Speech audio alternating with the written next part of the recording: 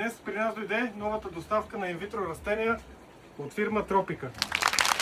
Днес ще ви покажем за първи път как правим анбоксинг на инвитро растения, как ги съхраняваме и какви видове са дошли при нас.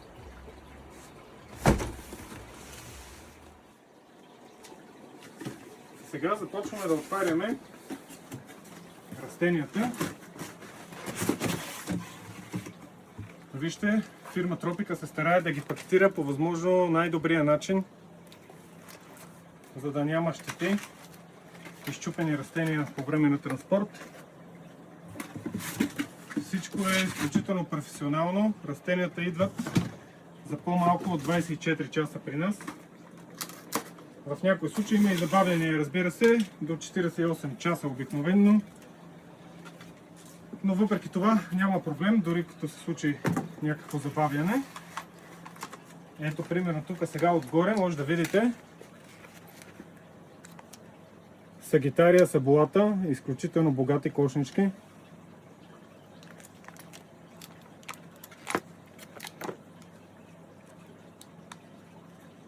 Имаме доста от тях в момента в наличност.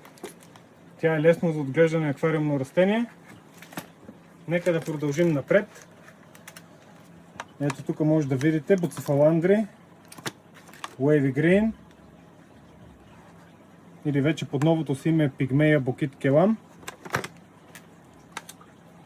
Наяс Гупи Грас. Това е плаващо растение, бързо растящо, много е подходящо за усвояване на нитритите и амоняка, особено в ново стартиращи аквариуми или аквариуми с много малки гупи. Също предпазва да бъдат изядени от родителите си, което знаете често се случва при развъждане на гупи, дори в общ аквариум, а не целенасочено.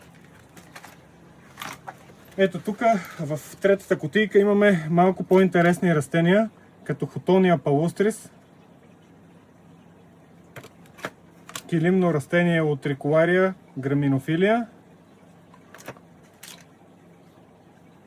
добре позната на доста акваскейпери в бранша Ротала Булдред, също известна под името Ротала Сингапур. Тя е доста популярно растение в аквариумното хоби, благодарение на силно червения си цвят, дори при по-непретенциозни условия.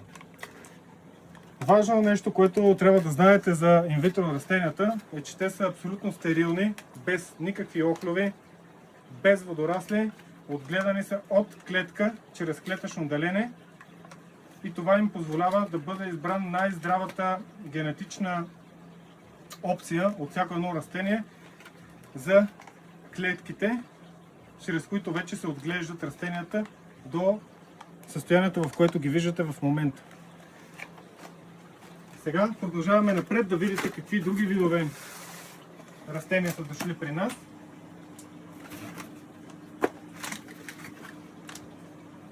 Микрантемум гломератум,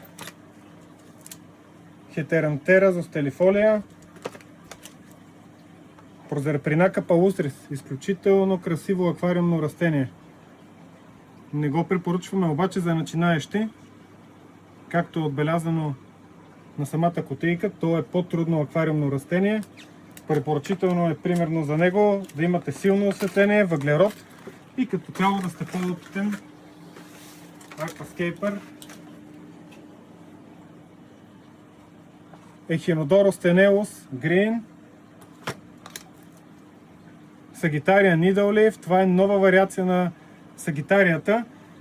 Пак се казва Сагитария сабулата, само че е Needle-Leaf, което в превод от английски означава, че е с по-тесно листо, по-компактно аквариумно растение за преден план. Това е добре познатата, може би за мнозина от вас, Rotala rotundifolia Green, зелена ротала.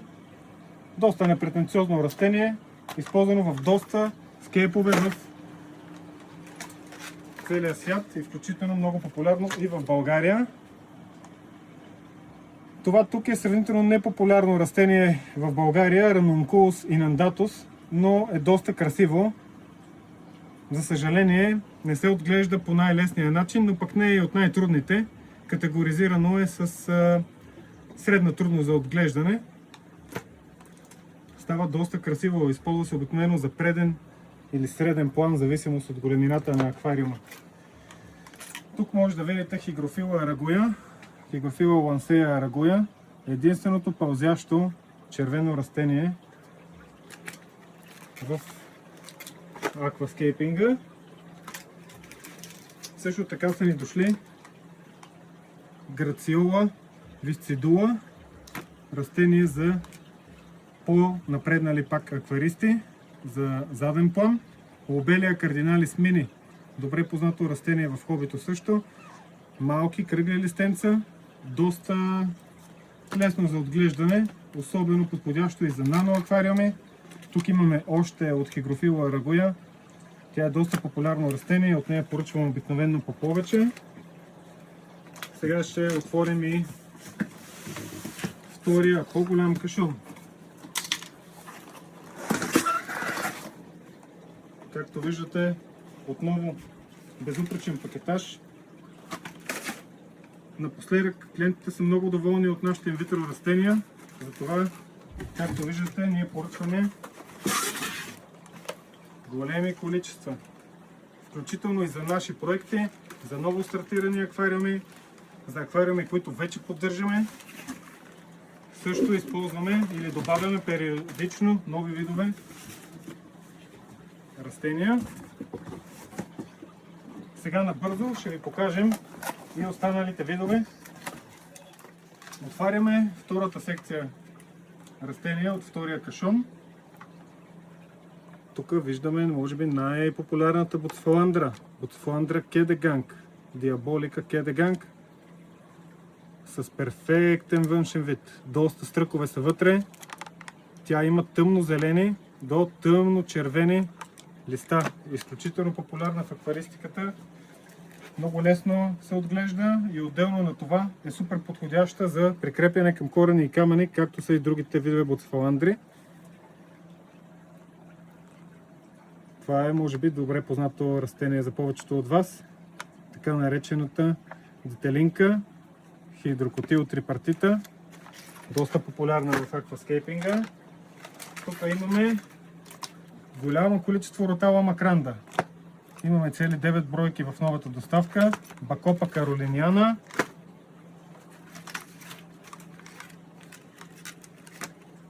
Това е съвсем пресно растение, хигрофила диформис. Доскоро го нямаше налично инвитро.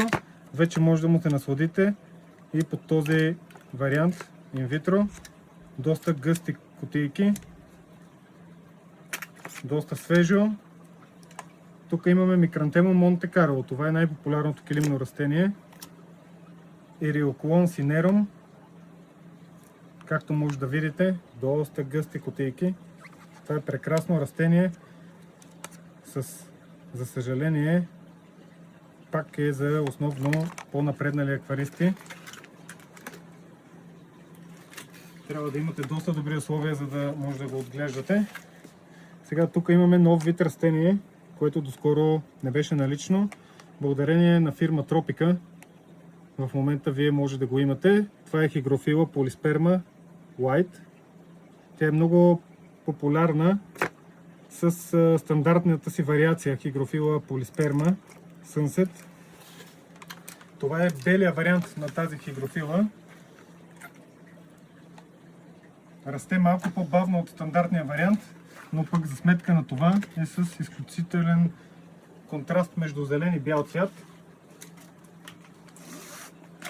Сега ще ви покажем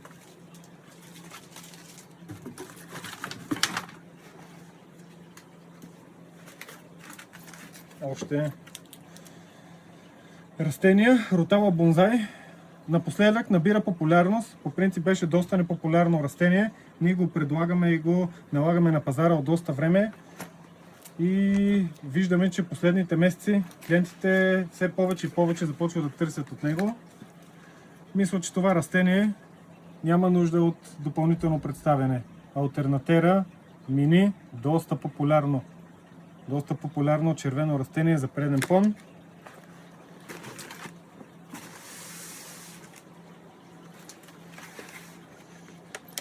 Ето дойде време да ви покажем и първото растение което се използва за надводно отглеждане. Плаващо растение Салвиния минима, добре позната в хобито. Стаурожин репенс, изключително лесно растение за преден план.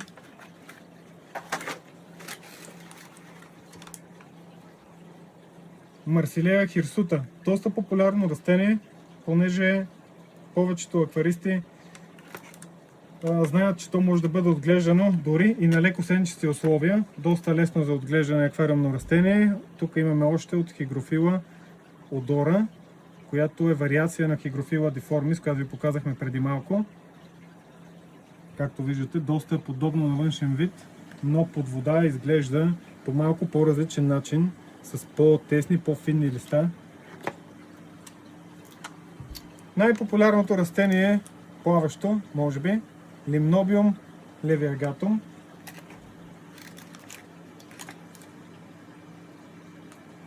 Прекрасната ротала ечера с розово-оранжеви листа.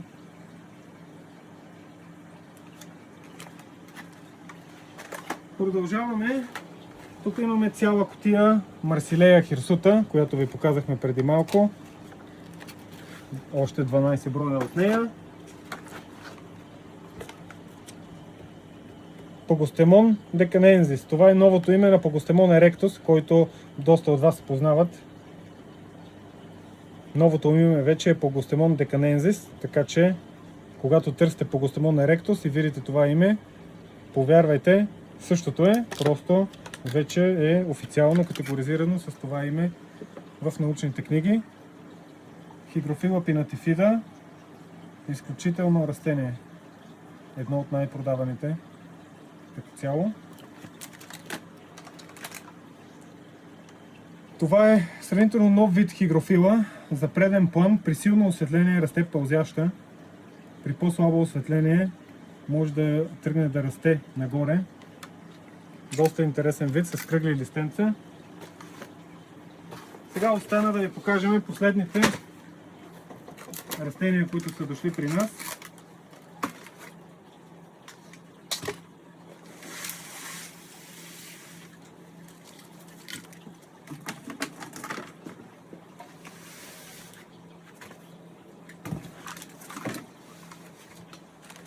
Погостемон хелфери.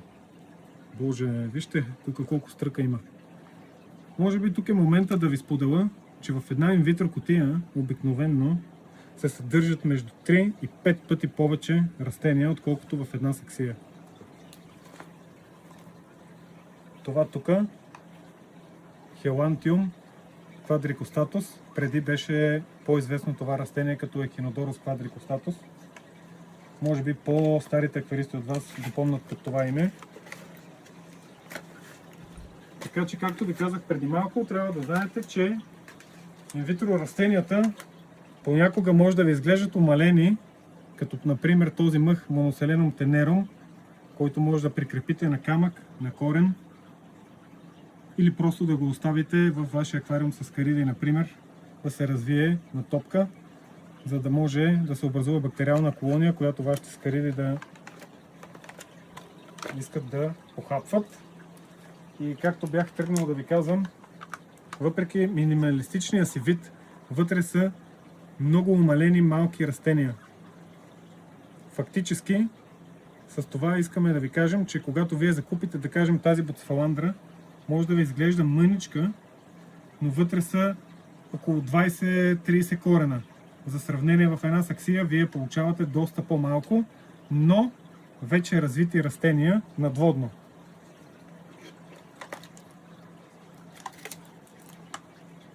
Това е Леохарис ацикуларис, познато растение. Също доста стръкове. Другото нещо, което трябва да знаете, когато те са отглеждани инвитро, са много по-близки до подводно отглежданите растения, имат по-ниска степен от адаптация към вашите аквариумни условия. Съответно, имате много по-малък шанс тези растения да изгният или да не се приспособят в вашия аквариум.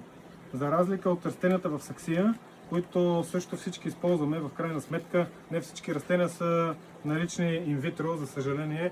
Затова ние също често използваме растения в саксия, но особено някои видове като криптокорини, като буцефаландри понякога някои бързо растящи растения имат проблеми в транзита си между надводна и подводна форма.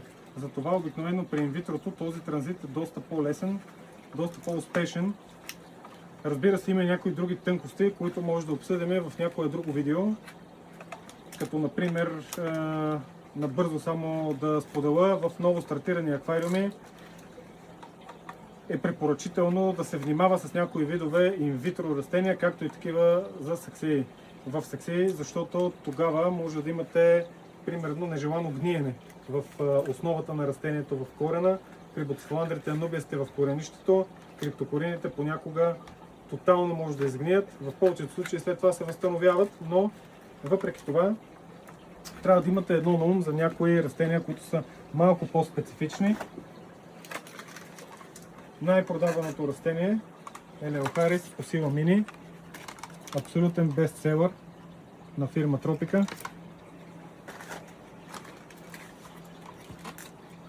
Микрантемум калихотроидес куба. Това е Хемиантус куба. Също добре познато растение на повечето акваристи, особено от старата школа. Това растение прави прекрасен килим. Подходящо е за всеки акваскейп аквариум.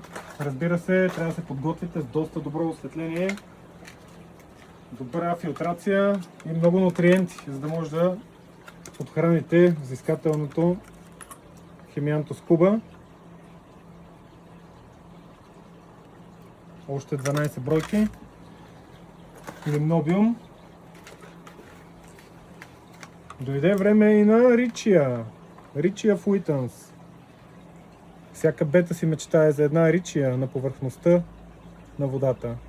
Ако не знаете, това е тяхната мечта.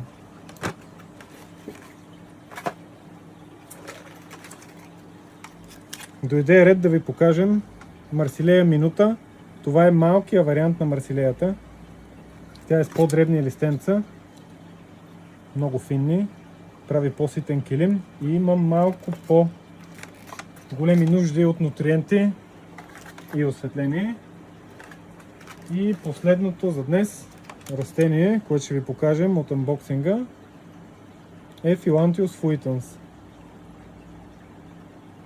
При подходящи условия то става с червени корени, червен цвят, доста красиво плаващо растение, но може би едно от най-взискателните такива. Расте доста бързо, когато има подходящи условия за това. Дойде следващия етап от видеото. Сега ще ви покажем по какъв начин съхраняваме инвитро растенията. Това е нашия специален охладител за инвитро растения. Тук съхраняваме абсолютно всички растения. Почваме прилежно да ги подреждаме.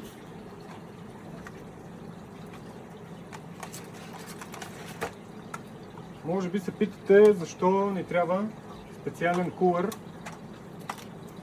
за съхраняването на инвитро растения. Ами доста е просто. Първо, кулъра има осветление, което поддържа до 2-3 месеца живот на инвитро растенията. Второ, има супер търговски вид.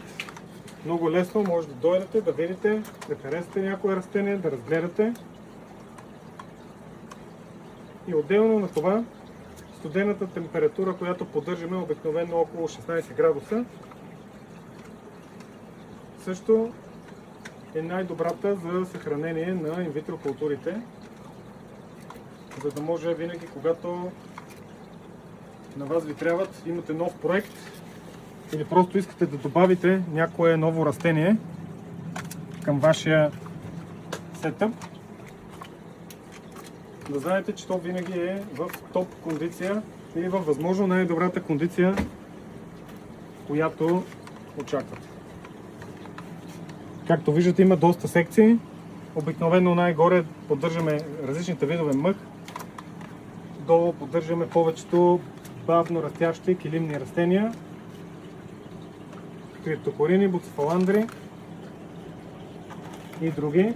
За съжаление, този внос почти всички мъхове бяха изчерпани и не можахме да се доредиме, да вземем всички видове мъхове, които искахме, но да се надяваме, че следващия внос, който няма да бъде доста далеч, ще успеем да вземем повече видове мъхове за вашите проекти, за вашите скейпове и за всичко нужно за вашия аквариум. Ако не сте пробвали до сега инвитро растения, бих ви препоръчал да опитате да направите нов проект изцяло с инвитро растения. Супер подходящи са, например, за скаридарници и нано аквариуми. Тогава ще може да видите пълния потенциал на инвитро растенията. Благодаря ви и до скоро! Очаквайте още много видеа от нас!